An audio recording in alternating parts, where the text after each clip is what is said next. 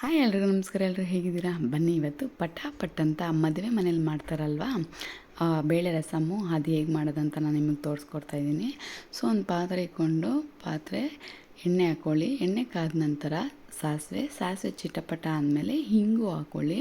So ಹಿಂಗು ತುಂಬಾ ಡೈಜೆಷನ್ಗೆ ಒಳ್ಳೆಯದಂತಲೇ ಹೇಳ್ಬೋದು, ಮತ್ತು ರುಚಿ ಕೂಡ ತುಂಬಾ ಕೊಡುತ್ತೆ. ನಂತರ ಇಲ್ಲಿ ನಾನು 2 ಬೆಳ್ಳುಳ್ಳಿ ಹಾಕ್ಕೊತಾ ಇದ್ದೀನಿ. ಅದನ್ನು ಕೂಡ ಚೆನ್ನಾಗಿ ಫ್ರೈ ಮಾಡ್ಕೊತಾ ಇದ್ದೀನಿ. ಬೆಳ್ಳುಳ್ಳಿ ಬಂದುಬಿಟ್ಟು ಯಾವತ್ತೂ ರಸಮಲ್ಲಿ ಜಾಸ್ತಿ ಇರಬೇಕು, ಆವಾಗಲೇ ತುಂಬಾ ಟೇಸ್ಟ್ ಕೊಡುತ್ತೆ. ಬೆಳ್ಳುಳ್ಳಿ ಮತ್ತು ಕರಿಬೇವು, ಇಲ್ಲಿ ನಾನು ಕೈ ತುಂಬ ಕರಿಬೇವು ಮತ್ತು ಗುಂಡು ಮೆಣಸಿನ್ಕಾಯಿ ಹಾಕ್ಕೊಂಡು ಇದನ್ನು ಚೆನ್ನಾಗಿ ಫ್ರೈ ಮಾಡ್ಕೊತಾ ಇದ್ದೀನಿ.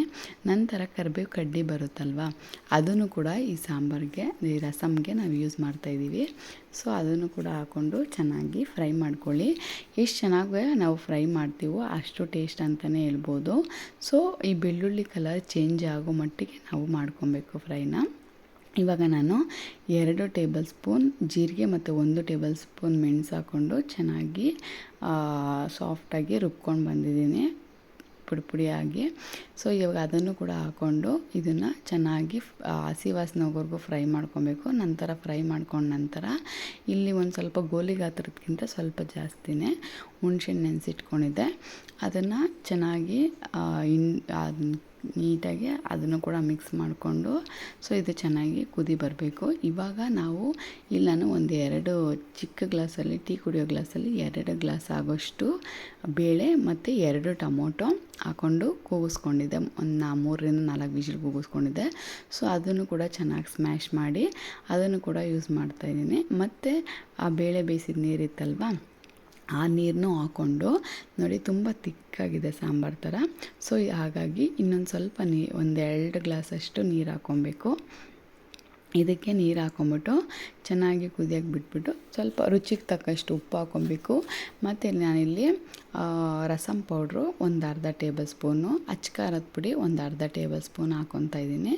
ಇದನ್ನೆಲ್ಲ ಹಾಕ್ಕೊಂಡು ಚೆನ್ನಾಗಿ ಕುದಿಯೋಕ್ಕೆ ಬಿಡಿ. ಅದು ಚೆನ್ನಾಗಿ ಕುದ್ದಷ್ಟು ಅದು ಘಮ ಬರಬೇಕು. ಚೆನ್ನಾಗಿ ಕುದೀತಾ ಯಾವಾಗಲೂ ರಸಮ್ ಘಮ ಬರುತ್ತಲ್ವ, ಸೊ ಆ ರೀತಿ ಚೆನ್ನಾಗಿ ಘಮ ಬರಬೇಕು.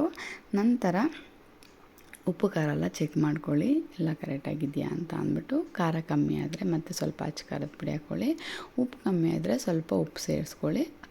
ಇದನ್ನೆಲ್ಲ ಹಾಕ್ಕೊಂಡಾದ್ಮೇಲೆ ಇಲ್ಲಿ ನಾನು ಚಿಕ್ಕದಾಗಿ ಕಟ್ ಮಾಡಿ ಇಟ್ಕೊಂಡಿರೋ ಅಂತಹ ಕೊತ್ತಂಬರಿ ಕೂಡ ಮಿಕ್ಸ್ ಮಾಡ್ಕೊತಾ ಇದ್ದೀನಿ.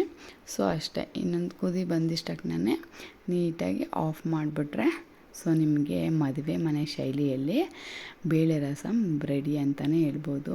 ಸೊ ಹೇಗೆ ತಿನ್ನಬೇಕು ಗೊತ್ತಾ? ಒಂದು ಕಪ್ಪಲ್ಲಿ ಅನ್ನ ಹಾಕ್ಕೊಂಡು ಅದ್ರ ಮೇಲೆ ಸ್ವಲ್ಪ ಉಪ್ಪಿನಕಾಯಿ ಇಟ್ಕೊಂಡು ಒಂದು ಹಪ್ಪಳ ಜೊತೇಲಿ ಇಟ್ಕೊಂಡು ಆ ಬೇಳೆ ರಸಮ್ ಹಾಕ್ಕೊಂಡು ತಿಂತಾಯಿದ್ರೆ ವಾವ್, ಸೇಮ್ ಮ್ಯಾರೇಜ್ ಸ್ಟೈಲ್ ಫೀಲೇ ಬರುತ್ತೆ. ಸೊ ಮ್ಯಾರೇಜಲ್ಲೇ ಕೂತ್ಕೊಂಡು ತಿಂತಾಯಿದ್ದೀವೇನೋ ಅಂತ ಅನಿಸುತ್ತೆ. ಒಮ್ಮೆ ಟ್ರೈ ಮಾಡಿ ನೋಡಿ. ನಿಮ್ಗೆ ಇಷ್ಟ ಆದರೆ ಲೈಕ್ ಮಾಡಿ, ಶೇರ್ ಮಾಡಿ ಮತ್ತು ಸಬ್ಸ್ಕ್ರೈಬ್ ಮಾಡ್ಕೊಳ್ಳಿ.